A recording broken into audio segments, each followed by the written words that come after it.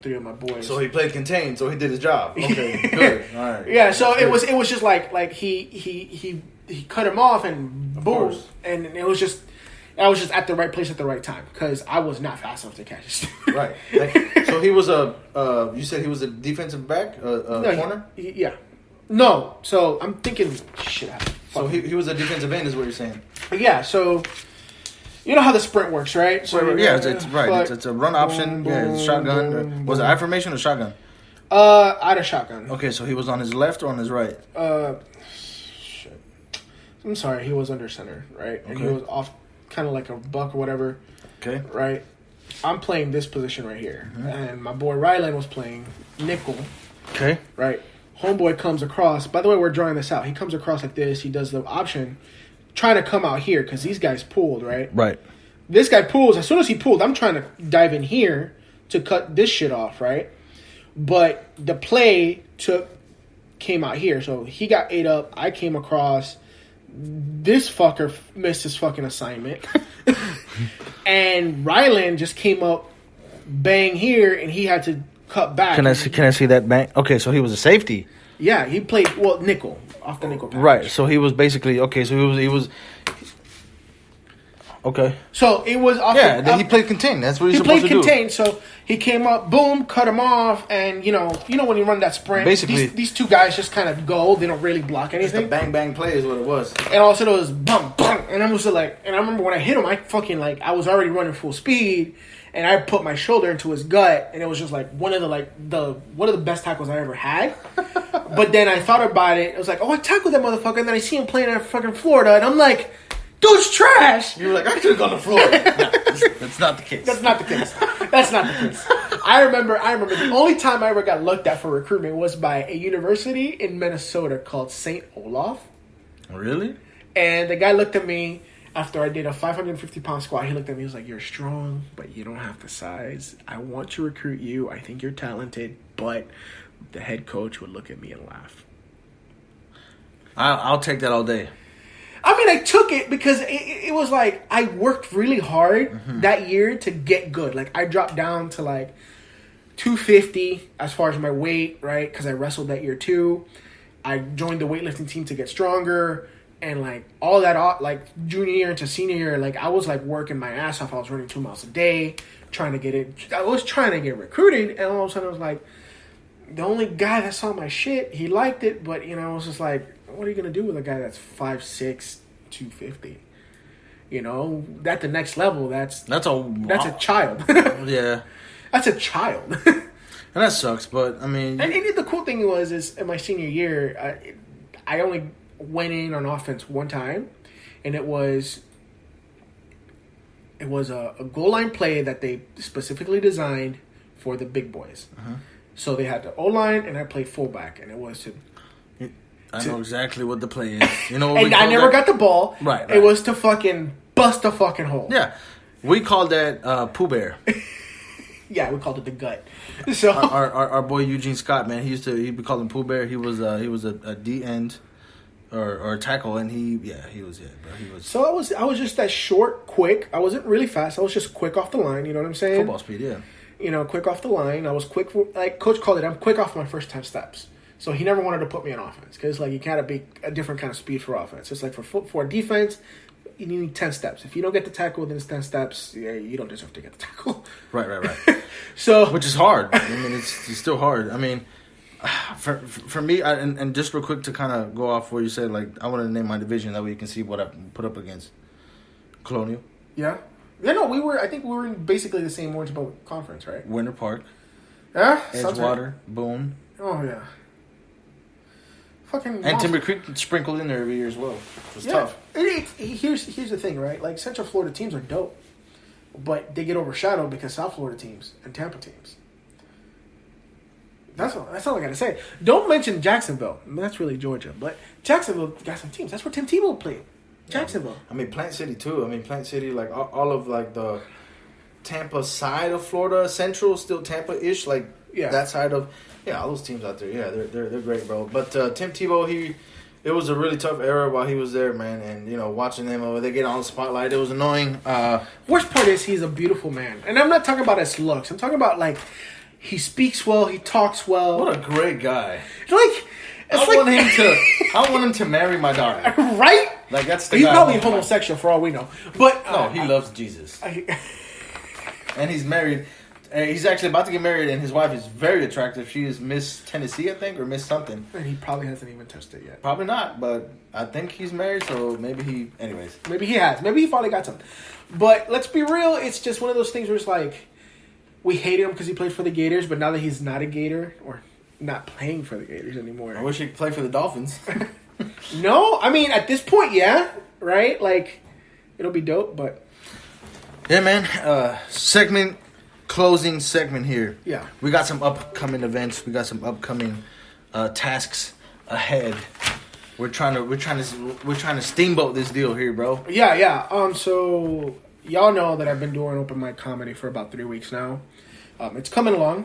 I'm not great yet at all. It's gonna take a while, but there's a need for Spanish comedians here in the Dallas area, and Maisa.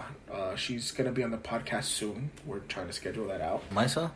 She's the booker for all the Spanish events. M-Y-S-I-A.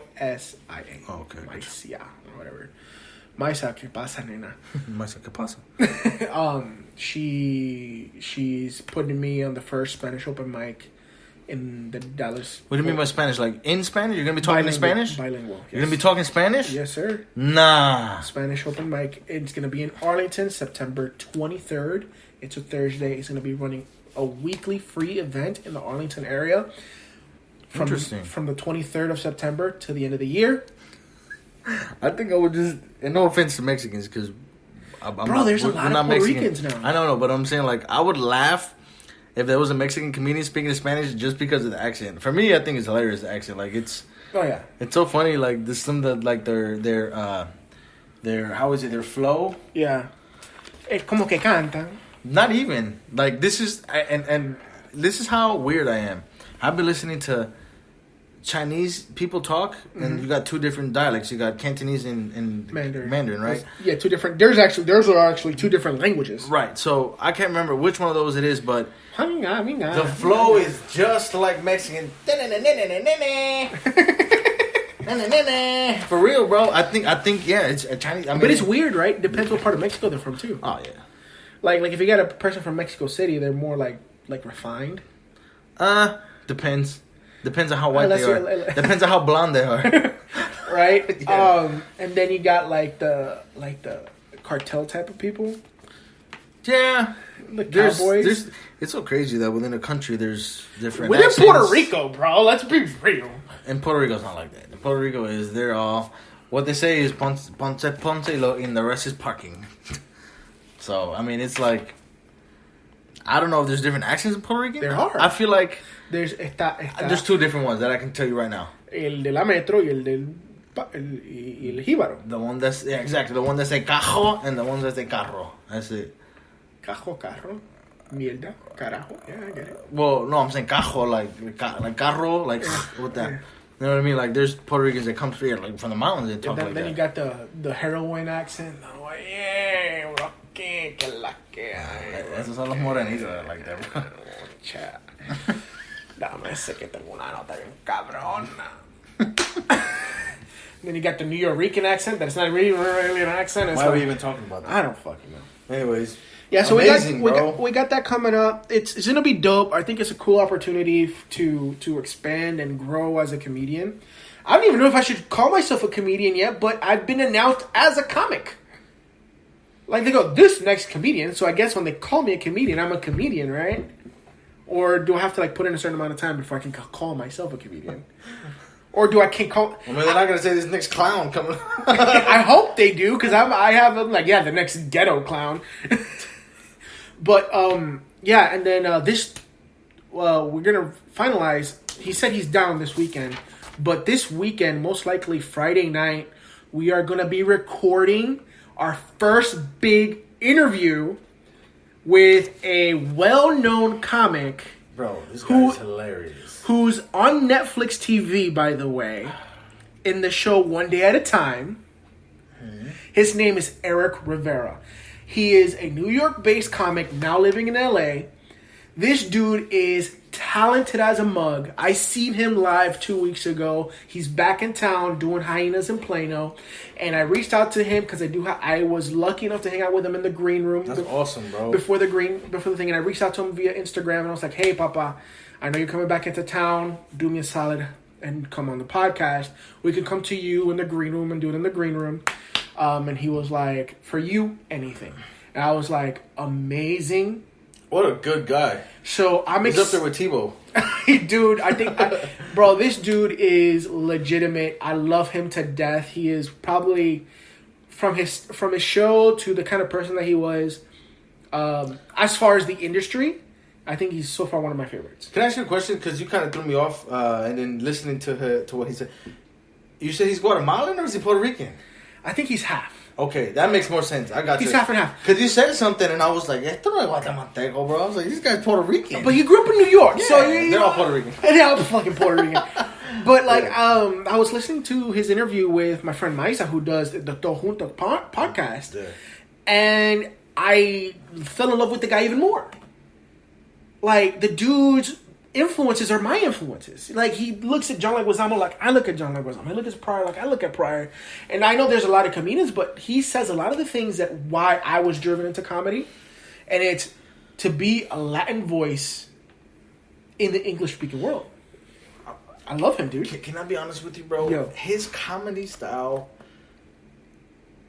And mind you, I sat there and watched tons of footage on YouTube with my wife, and she thought it was hilarious as well. I love that he's so racy with it, and I'm gonna tell him that. I love that he's so racy with it. It's like clean racy though. Yeah, but it's all facts. Like, facts. You know what I mean? Like, bro, I don't want to give any of his stuff away. Like, his stuff on YouTube is awesome. Like, he just put a video out on his Instagram talking about, it's like, who do you love more, your phone or your wife? Mm-hmm. And he was like, if I was honest, I love my iPhone more. Because I can leave my house without talking to my wife for 20 minutes and I'm okay. But if I leave my phone at home for 20 minutes, I'm like, where the fuck is my phone? And I was like, that's why he's a pro and I'm not. But he's amazing. He's an amazing individual. Down to earth, man. Like, I told him, like, he was there my first night I ever did stand up by myself. Like, my wife went the first time I did horrible, but the second night I went by myself and I did by myself. He told me to enjoy the process. He was like, you're going to suck, man. It's okay. Just do it. And do it. And he encouraged me. Wow. He gave me words of wisdom. And he's like, just do it. And I was like, dope. And he told me, it's like, whenever you get to the point where you feel good, move to a bigger city like New York or Chicago. It's like, don't go to L.A. He's like, L.A. is the worst for Latin comedians. It's like, you want to be a good Latin comedian, go to New York or Chicago. So, who knows? He laid a vision out for me that I thought was amazing. Really? You want to share? No, just the vision of, going to a big tutu in New York or Chicago and putting out dope-ass comedy, dope-ass content. Like, dude, I'm taking you with me, bro. You know what I'm saying? Where's that famous spot in New York while the comedians did the Def Jam? Where's it at? There's a Comedy Cellar. There's a comic strip. There's a Rodney Dangerfield. But where's the one if you don't make it there, you're trash. Like you, bro.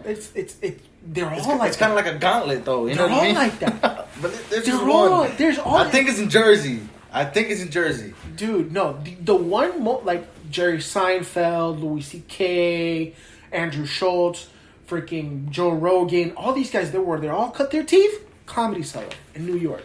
I went there and I was scared to death because I was eating at the Italian restaurant right upstairs. You go downstairs in the basement, it's the Comedy Cellar. This dude was there and I had to go take a leak. So when I was walking across, he made eye contact with me and I got so scared, bro. I was like, please don't roast me. I have to pee. If he starts roasting me, I was like, I just laugh. Well, I wanted to laugh. Like, I was kind of like, please don't make me stand here any longer because I'm about to piss my pants. I've been waiting for all day to pee, walking through New York. You know what I mean? Bro, it was an amazing experience. I had a serious conversation with my wife, right? And she's seeing how serious I'm taking this as far as, like, actually trying to learn the craft. Mm-hmm. Because I think even I make you laugh, right? I make her laugh. Sure. And, yeah, whatever. Fuck you, motherfucker. Cabrón. I love you to death, man. But it was weird to have a legit comic see my set and say, "Don't give up." Yeah, man. Like it inspired me so much, man. That's how I felt when I was when I was at my previous job in Kansas City, I never